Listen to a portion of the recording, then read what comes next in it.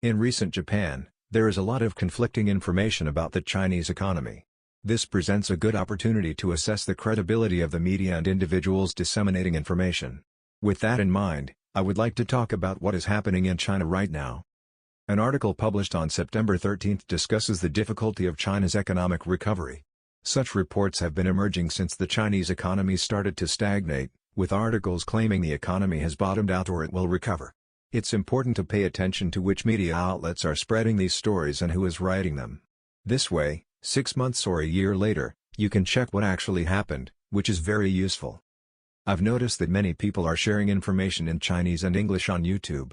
If their claims prove accurate 6 months or a year later, I will continue to follow those sources.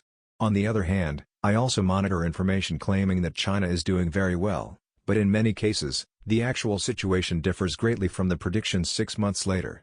In such cases, I stop listening to those sources. By doing this, only trustworthy analysts and sources remain. By continuously evaluating whether information about China proves accurate 6 months or a year later, accurate information will naturally come to me. This approach is not limited to China but can be applied to information about the US, economic issues, and regions like the Middle East, where various information is intertwined. By filtering information this way, only reliable sources remain. Now, regarding China, there are a few points to note. Let's get to the main topic. There is a Japanese article stating that China's economic recovery is difficult, but in reality, this is what's happening. Let's look at the articles on this issue. Across China, large-scale construction projects have been halted, especially subway and high-speed rail projects. Recently, subway construction projects across China have attracted attention. According to this article and other sources, there are subway construction plans in various cities in China, such as Harbin and Shenyang. However, to start such projects, approval from the authorities is required, and that approval is contingent on meeting the financial targets of local governments.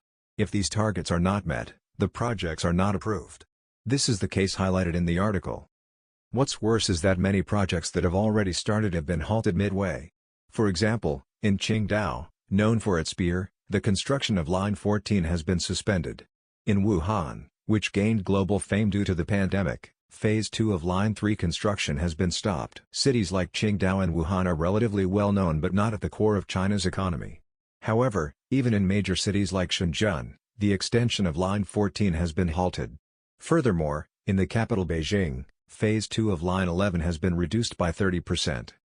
Thus, the trend of halting or scaling down subway projects is becoming increasingly evident. While lack of financial resources is cited as a reason, this explanation alone does not fully convey the seriousness of the problem. In the past, even when local governments were short on funds, they found ways to proceed with construction, even borrowing money if necessary. Subways were seen as catalysts for economic growth.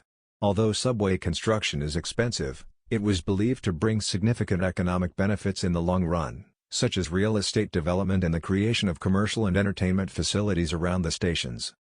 However, the current reality is that subway construction no longer brings substantial economic returns. Projects have become burdensome, and even though there is potential for real estate development, China's real estate market is saturated, and fewer people are looking to buy new homes. Therefore, building more subway lines is no longer financially sustainable. Public projects like subways still serve the purpose of circulating money within the economy, but expanding debt on unprofitable projects is a bad strategy.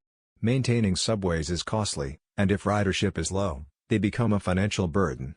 As a result, Chinese authorities are becoming more cautious when starting new projects. This shift reflects a pessimistic view of China's economic future. Therefore, I don't believe the claims from some media that China's economy will recover or has bottomed out. That's all for today's discussion. See you in the next video.